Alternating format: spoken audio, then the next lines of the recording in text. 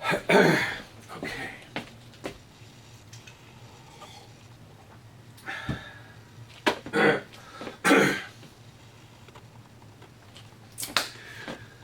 I'm reading Ernst Becker's Denial of Death and frankly find it fascinating. Told people that it's the best book I've ever read. But there's a few things that really hit home. Um, he talks about how he wants to shed some light on a vital lie that we're all telling ourselves, and hence the denial. But he says that opening oneself up to the truth is a prescription for madness. So he is leading us down the path to insanity, I guess. He said he wants to shed light on the truth, but he says opening the truth is a prescription to madness. But he goes on to describe truth a little bit and what opening yourself up to that truth really means, and thinking to myself, I've done this. This is speaking to me. So does that make me insane? Then comes this quote from Blaise Pascal. It says that men are so necessarily mad that to not be mad would be a form of madness in and of itself. So he goes on to say that humans are animals, and that there has been a group that has espoused this point of view, ethology, that we need to accept that fact, that fundamentally we are animals, and the one thing that we do know is that we're organisms on this planet of organisms, and at least at some level we can all agree on that. You can say how long that's been going on, but for the agreed upon part of history, that's been true. We're organisms, and we have to accept that. Then he goes on to talk about how life feeds on life. And for this, something I've been saying for decades is that life, it's a fact. It's not tragic.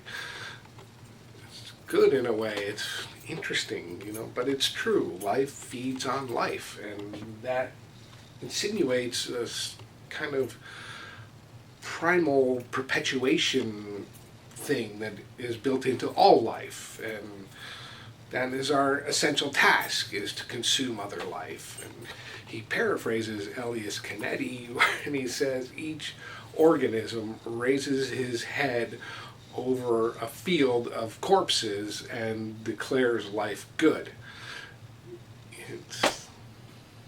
So that will to survive is something that all organisms share. But something that humans don't share with other organisms, at least not as far as we can detect, is our awareness of the fragility of that and the end of that. Hence death and the denial of death title. We know, as in recorded history, have had that awareness of mortality. It's been a major issue since the beginning of written history, if not longer. That kind of fragility is what forced people into religion. So, and completely understandable. But now, as we're progressing on certain fronts, things are changing, and now we build structures to reinforce our fear of death, of that fragility. We build not just physical structures, but everything's a construct for us. That's a human thing, but it's all a construct that reinforce our awareness of our fragility. So just like our mechanics carry around their tools to prop up these constructs. In olden days, they had their shaman and ritualists who carried around their tools in their day. We call that voodoo or magic or whatever because we don't think it worked. And we call our science because we do think it works. So who knows? But the interesting thing that he points out is that their ritual, although maybe ineffectual, certainly could never destroy the planet. And our science, we're becoming aware, is capable, perhaps, of destroying the planet. And so now, instead of having a more reinforced life, the fragility returns anew, writ large.